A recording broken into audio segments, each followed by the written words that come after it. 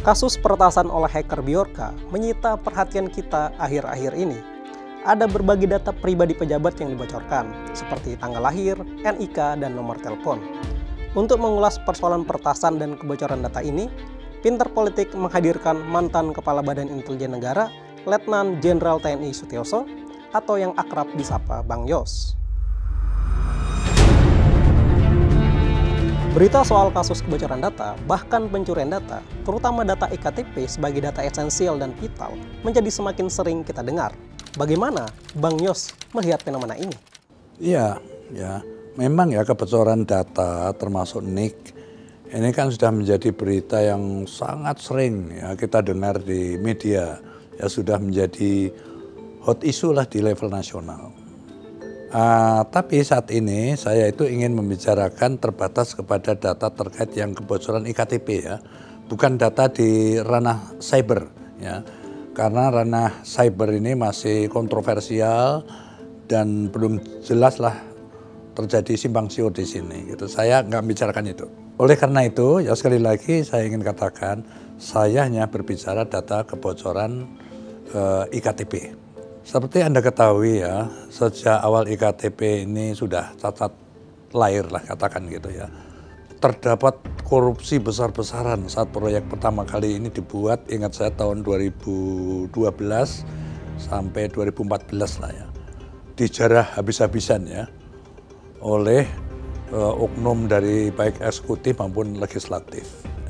Ya terbukti dari tertangkapnya kasus korupsi iktp ini kan menyangkut sampai pimpinan tertinggi di DPR RI ya, udah ditangkap dan divonis 15 tahun penjara.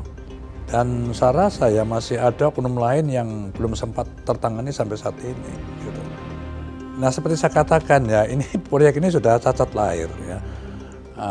Kenapa? Karena anggarannya itu sudah tidak sesuai ya, mengkerut dan amat jauh ya dari yang direncanakan. Bahkan yang dijarah habis-habisan itu lebih dari separuhnya gitu. Jadi sesuatu proyek ya yang anggarannya itu jauh dari yang direncanakan, dipastikan produknya itu kan tidak sempurna pastikan.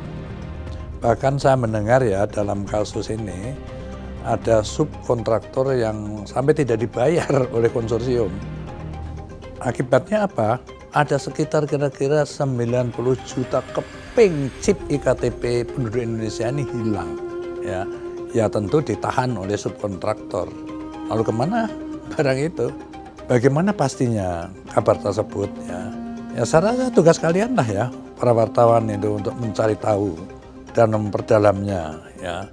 Kemana barang itu? Karena ini masalah serius menurut saya. Kemudian saya juga melihat ya kemungkinan data iktp bocor ini karena persoalan hak akses. Dalam Undang-Undang Nomor 24 ya tahun 2014 ya pasal 58 ya ayat 4 ya. Itu adalah dari perubahan undang-undang yang telah ada tahun 2006 ya. Undang-undang itu nomornya 23 ya, yaitu tentang administrasi kependudukan. Apa sebenarnya undang-undang ini?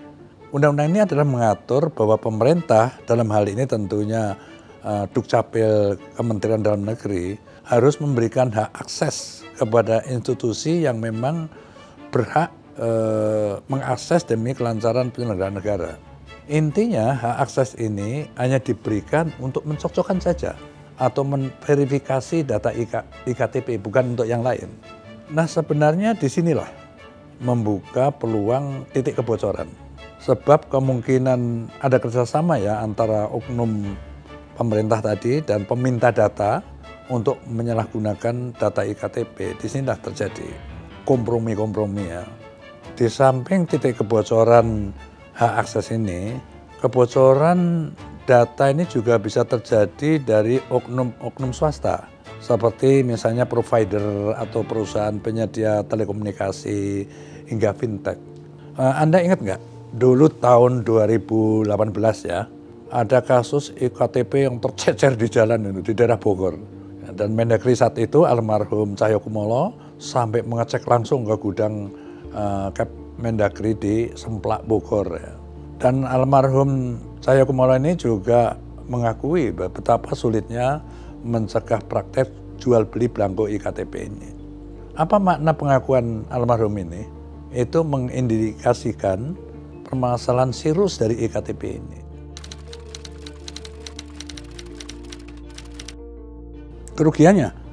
Ya jelas sekali lah, iktp itu kalau di tangan orang ya, kita rasakan sehari-hari ya, tiba-tiba kita dapat WA, kita dapat SMS atau telepon, yang dari siapa kita nggak ngerti itu kan. Tetapi ngerti nyebut nama kita gitu.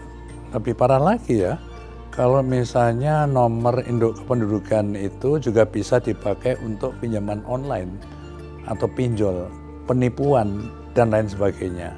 Ya kadang-kadang kan kita tiba-tiba dapat tagihan dari orang yang kita nggak tahu, kita nggak pernah utang apa-apa gitu. Dari yang saya urai di atas tadi kan, artinya kan ada titik-titik lemah ya, tentang iktp ini.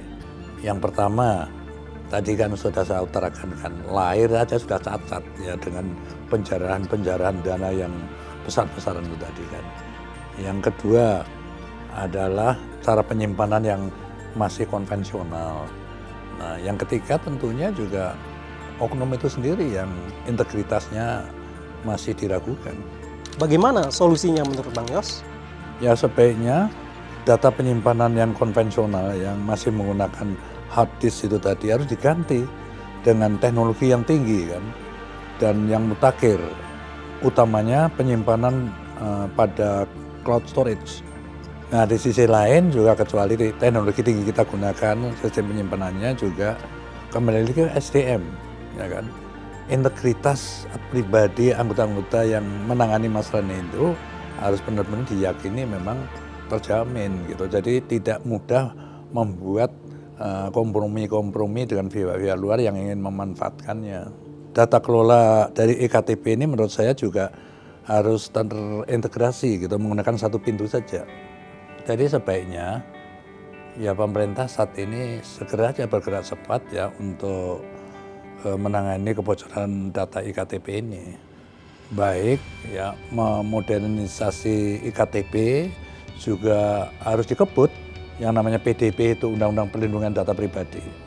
Jadi aturan berupa Undang-Undang PDP ini sungguh sangat diperlukan. Ini apa? Supaya ada kepastian hukum terhadap perlindungan data pribadi penduduk Indonesia. Andai kata ya, masalah yang cukup serius ini kalau belum sempat ya diselesaikan oleh pemerintahan yang sekarang dengan sisa waktu yang ada, maka ini harus merupakan pekerjaan rumah yang besar pada pemerintahan yang baru di 2024 nanti.